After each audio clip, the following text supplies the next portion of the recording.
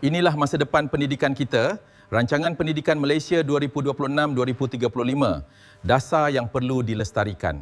Masuk Rohana, tepat masanya. Mari bincangkan bagaimana kita nak membumikan 5 tumpuan RPM ini di Marang. Baik Tuan, saya bersedia.